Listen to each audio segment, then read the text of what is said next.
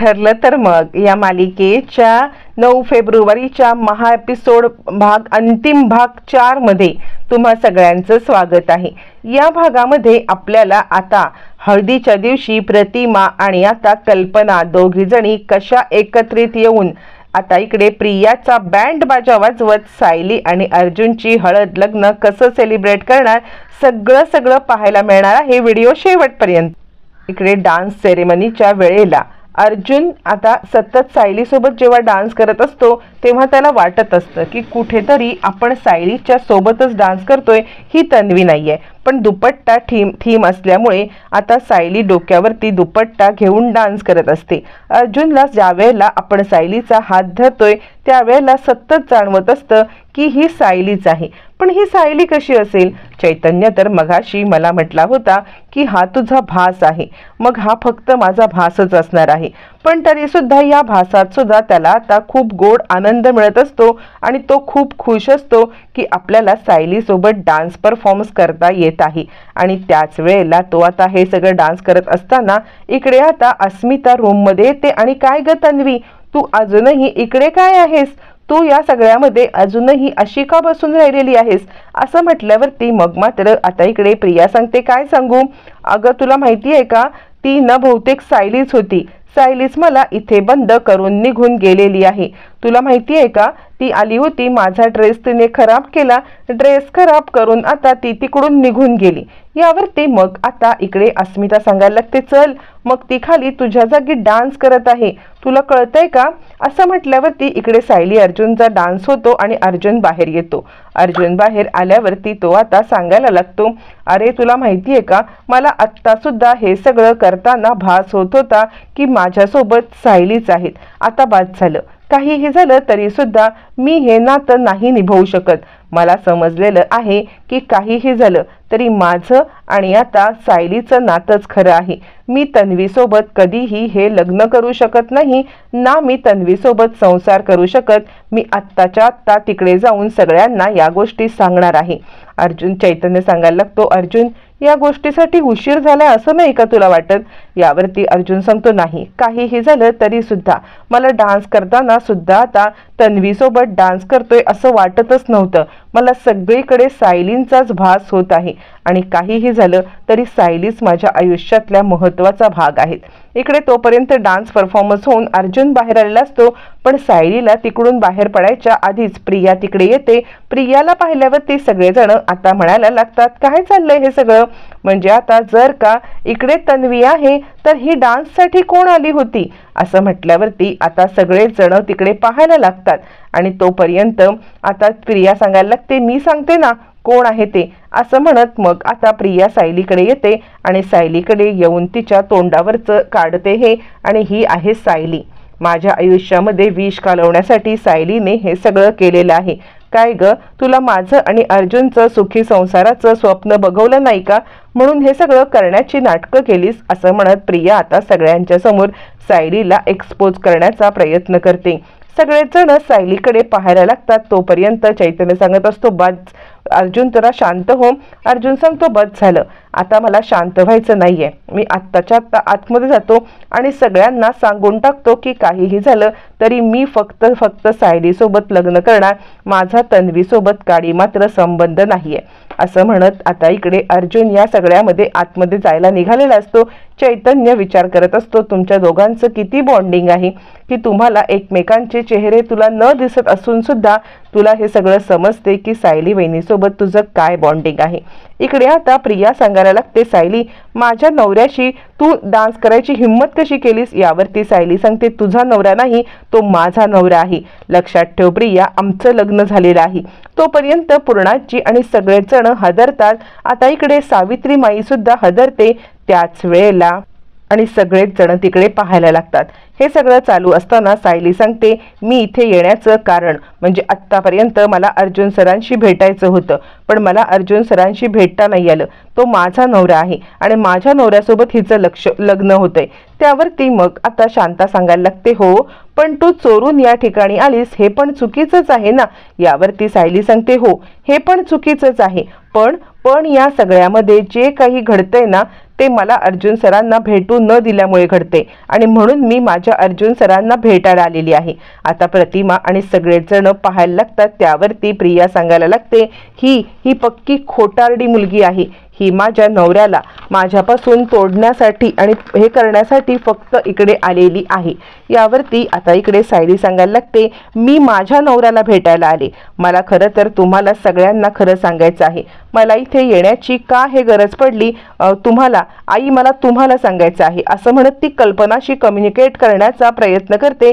त्यावरती अस्मिता म्हणाल, ते बरोबर आहे, माझी आई साधी आहे ना, म्हणून तिला घोळात घेऊन तू आता काहीही सांगशील आणि ती काहीही ऐकेल असं वाटलं का तुला? यावरती सायली सांगायला लागते, नाही, माझ्या आई साध्या नाही आहेत, त्या प्रेमळ आहेत. पण मला जे सांगायचं आहे ना ते आता तुम्ही सगळ्यांनी ऐका. कारण काहीही झालं ना तरी सुद्धा आज मी बोलणारच. मी याच्या आधी सुद्धा यांच्याशी बोलण्यासाठी आले होते. मी ज्या वेळेला यांच्याशी बोलायला आले तेव्हा मला इथे कुणीही भेटू दिलं नाही. मी आईंना सुद्धा सांगितलं होतं की मला त्यांना भेटायचं आहे, पण आईंनी सुद्धा मला त्यांना भेटू दिलं नाही. मला फक्त एकदा अर्जुन सरांची भेट घ्यायची होती, त्यांना सांगायचं होतं, त्यांच्याशी बोलायचं होतं. पण त्याच वेळेला आता मला भेट घडवून देण्यात आली नाही, म्हणून मला हे सगळं करायला आलं. आणि मला तुम्हाला एकच गोष्ट सांगायची आहे की कॉन्ट्रॅक्ट मॅरेज आमचं झालं होतं. बरोबर आहे, आमचं कॉन्ट्रॅक्ट मॅरेज होणं हे पूर्णपणे जरी चुकीचं असलं ना तरी सुद्धा जे आमच्यासोबत घडलं ना ते पूर्णपणे हे होतं. जेव्हा कॉन्ट्रॅक्ट मॅरेज झालं तेव्हा आमचं आम्ही ओळखत पण नव्हतो एकमेकांना, पण अशा परिस्थितीमध्ये आमचं कॉन्ट्रॅक्ट मॅरेज झालं. पण त्याच वेळेला त्यानंतर जेव्हा आम्ही दोघं एकमेकांच्या सहवासात राहायला लागलो तेव्हा असं म्हटल्यावरती आता मात्र इकडे प्रिया हदरते की जर आता सायली खरं बोलायला लागली आणि तिने आत्ता सांगितलं की एकमेकांवरती प्रेम आहे तर आपलं काही खरं नाही. मग आपल्याला या सगळ्यामध्ये पूर्णपणे अडकायला होईल. आणि मग ती सायलीचा हात धरते. सायलीचा हात धरून तिला आता लांब नेण्याचा प्रयत्न करते आणि तिला सांगायला लागते, खबरदार जर या सगळ्यामध्ये एक शब्द बोललीस तर इथे येऊन माझ्याच नवऱ्याच्या बाबतीत हे सगळं करण्याची तुला काय गरज पडली होती? यावरती आता इकडे तोपर्यंत ती प्रिया आता सायलीच्या थोबाडीत मारायला येणार तितक्यात तिथे नंदिनी येते आणि खबरदार जर हे सगळं करण्याचा प्रयत्न केलास तर ती माझी मैत्रीण आहे आणि मी सायलीला ज्या प्रकारे चांगली ओळखते ना, सायली कधीही या सगळ्यामध्ये चुकीचं काहीही काम करणार नाही याची मला खात्री आहे. सायली सालस मुलगी आहे आणि ती कधीही खोटं बोलत नाहीये. यावरती मग मात्र तिला जे काही बोलायचं आहे ते तिला बोलू दे. तिला जर का अडवण्याचा प्रयत्न केलास तर माझ्यासारखं वाईट कोणीच नाही असं म्हणत चिडलेली नंदिनी प्रियाला थांबवण्याचा प्रयत्न करते. पण प्रियाला इतकी अक्कल कुठली की आपण या सगळ्यामध्ये आता गप्प बसावं. प्रिया या सगळ्यामध्ये बोलायला लागते, हिचा माझ्या नवऱ्याशी काही संबंध नाही. नंदिनी सांगते तिचाच तो नवरा आहे. यावरती प्रिया सांगते त्यांचा डिवोर्स झालाय. नंदिनी सांगते तू न किती खोटारडी आहेस ते मला विचार. त्यांचा डिवोर्स झालाय तो तू त्यांचा डिवोर्स त्यांनी आधीच केलेल्या कॉन्ट्रॅक्ट मॅरेजच्या वेळेचे जे पेपर आहेत ते पेपर साईन केल्यामुळे तू घडवून आणलेला आहेस.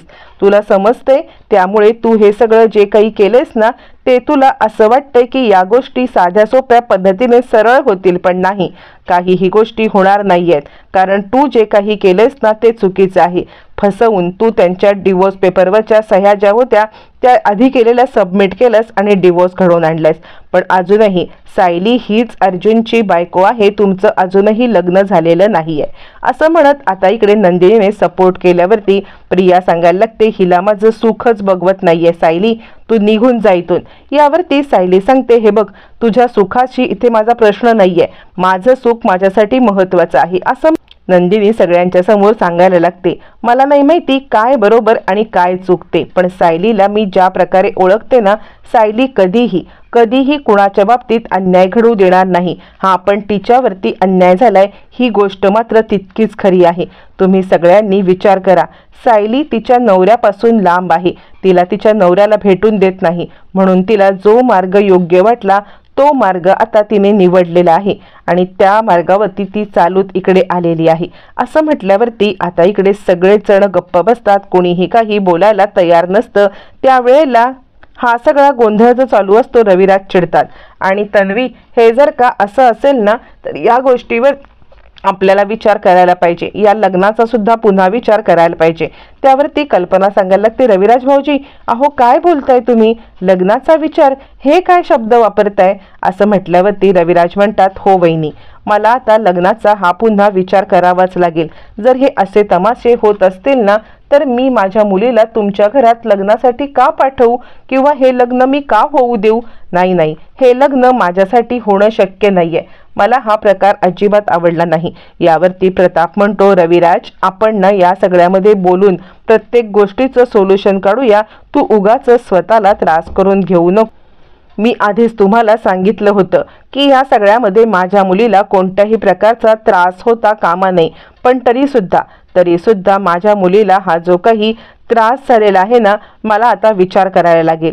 जर अशा गोष्टी होत असतील ना, तर मला खरंच या सगळ्यामध्ये पुन्हा विचार करायला लागेल. मला असं वाटतंय की आपण इथून निघूया. असं म्हणत रविराज या सगळ्यामध्ये आता आपण निघूया असं सांगत असतात. आणि आता प्रतिमा सुद्धा होला हो देते की खरंच इथून निघूया. यावरती प्रिया सांगायला लागते, नंदिनी तू हिला सपोर्ट करून खूप मोठी चूक करते आहेस. हिने माझ्यापासून माझा नवरा हिरावण्याचं चूक केलेलं आहे. माझं सुख हिला बघवतच नाहीये. पहिल्यापासून ऑलरेडी माझं अर्जुनसोबत लग्न ठरलं होतं आणि तरी सुद्धा हिने लग्न केले. यावरती सायली सांगायला लागते, हो का, पण अर्जुनने हे लग्न का मोडलं हे नाही तू विचारलंस. त्यावरती आता इकडे हे लग्न माझ्यासोबत का केलं, कारण त्याला तुझ्यासोबत लग्न करायचं नव्हतं. एक एक करत आता इकडे सायली सगळ्या गोष्टी समोर आणायला लागते आणि सगळ्यांना या प्रकरणामध्ये आता सत्य उलगडायला लागतं. पण प्रियाचं काही बोलणं थांबतच नसतं. प्रिया या सगळ्यामध्ये सगळ्यांना ओरडून ही कशी खोटारडी आहे, हिला बाहेर काढा, हे करा, हे सांगत असताना मग आता सगळेजण प्रियाच्या विरोधात सायलीच्या सपोर्टमध्ये येतात. काव्या सांगायला लागते, नंदिनीताई जर का सायलीला सपोर्ट करत आहे ना, तर सायली तशीच असणार आहे. कारण सायली कधीही नंदिनीताई चुकीच्या व्यक्तीला सपोर्ट करतच नाही. नंदिनीताई नेहमी योग्य व्यक्तीला सपोर्ट करते. त्यामुळे आम्ही सुद्धा सायलीच्या बाजूने आहोत. सायली जर का या सगळ्यामध्ये इथे उभी आहे ना, तर सायलीच बरोबर आहे. सायली कधीही चुकीची होणार नाही, कारण नंदिनीताई चुकीच्या व्यक्तीला सपोर्टच करणार नाही. असं म्हणत सगळेजण एक एक करत आता इकडे सायलीला सपोर्ट करतात. त्यावेळेला नंदिनी सांगते, हो मी सायलीला सपोर्ट करणार आणि करत राहणार. त्यावरती पार्थ सुद्धा सांगायला लागतो, हो मी सुद्धा सायलीला काही ओळखत नाहीये, पण जर का नंदिनी सांगत आहे की ती व्यवस्थित मुलगी आहे, ती चांगली मुलगी आहे, तर ती नक्कीच चांगली मुलगी आहे. आणि हे बघ सायली, तुला जी काही मदत लागेल ना, ती मदत करण्यासाठी मी तयार आहे. तुला जेव्हा कधी मदत लागेल तेव्हा मला सांग. हा पार्थ तुझ्यासाठी नेहमी तयार असणार. असं म्हणत नंदिनीने सपोर्ट केल्यामुळे सगळेजण आता सायलीला सपोर्ट करण्यासाठी तयार होतात. आणि आता सायलीला सुद्धा हुरूप येतो. सगळ्या जणांनी सायलीला सपोर्ट केल्यावरती इकडे पूर्णाजी, कल्पना, प्रतिमा आणि सगळेजण पाहत बसतात. पूर्णाजी आणि कल्पना यांचे तर चेहरेच पडतात. इकडे प्रिया सांगायला लागते, बघून घेईन सायली मी तुला काय वाटलं, माझा अर्जुन तुला मी असा सहजासहजी मिळून देईन का? बिलकुल नाही. माझ्या अर्जुनला माझ्यापासून मी लांब जाऊ देणार नाहीये. अर्जुनचं माझ्यावरती प्रेम आहे आणि तो माझ्याशीच लग्न करणार. यावरती सायली सांगते, खबरदार, अर्जुन सरांचं तुझ्यावरती प्रेम होत कधीही नव्हतं आणि कधीही असणार सुद्धा नाहीये. त्यामुळे तू काहीही बोललीस ना, तरी सुद्धा या सगळ्यामध्ये अर्जुन सर फक्त आणि फक्त माझेच आहेत आणि माझेच राहणार. असं म्हणत आता मात्र इकडे रविराज चिडतात. रविराज सांगायला लागतात, बाद झालं. म्हणजे हे इतके सगळे तमाशे घडण्यापेक्षा ना, मला आता असं वाटतंय की बाद झालं, आपण इकडून निघून जाऊया. म्हणजे हे सगळे तमाशे आता इतके होण्याची काही गरज नाहीये. जे काही असेल ना, ते आपण घरी जाऊन बोलूया. असं म्हटल्यावरती मग मात्र आता इकडे सगळेजण निघतात. रविराज, पूर्णाजी, प्रतिमा सगळे यायला निघतात. त्यावरती पूर्णाजी म्हणते, हो रविराज, आता जे काही बोलायचं असेल ना, ते आपण घरीच जाऊन बोलायचं आहे.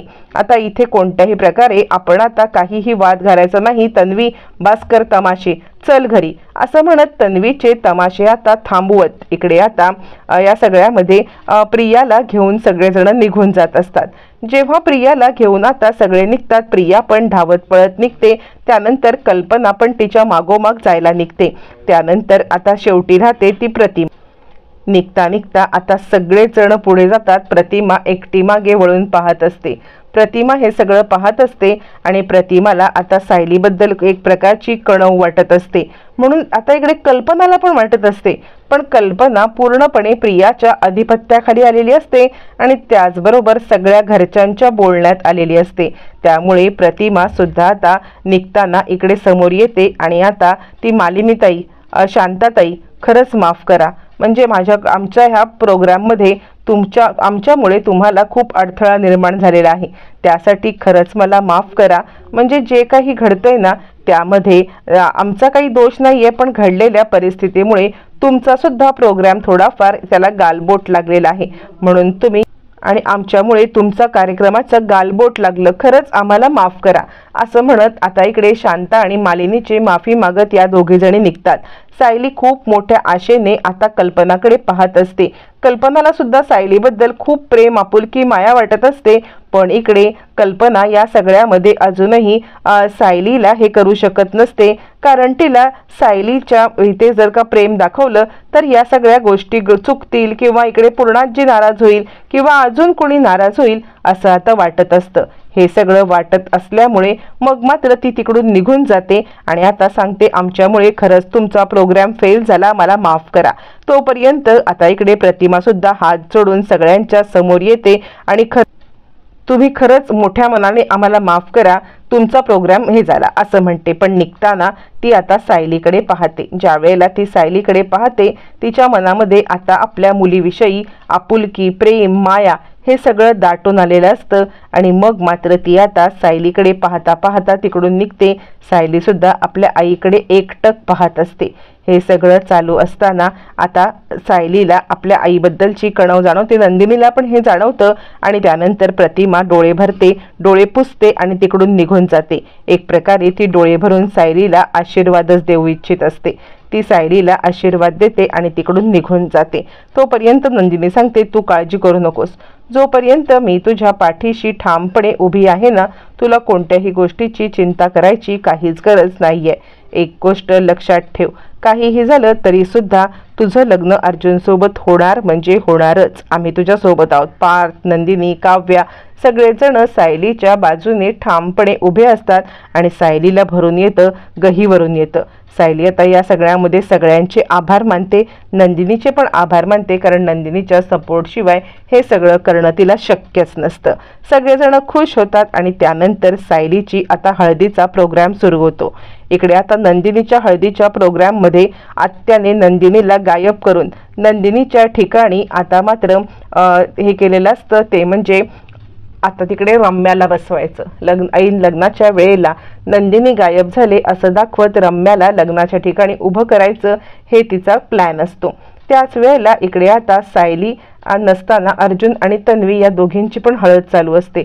अर्जुनला हळद लावली जात असते, तोपर्यंत नंदिनीला किडनॅप करण्याचा फुल प्रूफ प्लॅन चाललेला असतो आणि आता नंदिनीला किडनॅप करण्याच्या या प्लॅनमध्ये आत्या तिकडे आतमध्ये येते आणि नंदिनीला आडवं पाडून तिला किडनॅप करून गोल त्या कार्पेटमध्ये गुंडाळलं जातं आणि गोल कार्पेटमध्ये गुंडाळून तिला आता तिकडून बाहेर नेलं जातं. इकडे तोपर्यंत सायली आणि अर्जुन आणि तन्वीची हळद चालू असते. त्याला हळद लावण्यासाठी आता सायलीची मैत्रीण आलेली असते आणि ती हळद लावते आणि ती म्हणते, आम्ही काही फक्त इकडे आलेलो आहोत हळद लावून, ती उष्टी हळद नवऱ्या मुलीची न्यायला असं म्हणत ती आता प्रियाला हळद लावण्याच्या ऐवजी सायलीला हळद घेऊन जाते. इकडे पाहते तर काय, काव्या ज्या वेळेला रूममध्ये येते पाहते तर काय, तिकडे नंदिनी नसते. नंदिनी नसल्यामुळे काव्याला धक्का बसतो, नंदिनीताई कुठे गेली असं म्हणत ती आता नंदिनीताई असं म्हणत बाहेर जाते. आणि तोपर्यंत इकडे आता लग्नाच्या मंडपामध्ये नंदिनी नसल्यामुळे अचानकपणे सगळे गोंधळ सुरू होणार असतात. पण त्याच वेळेला सायलीला उष्टी हळद घेऊन तिची मैत्रीण येते आणि आता अर्जुनची उष्टी हळद तिला लावते.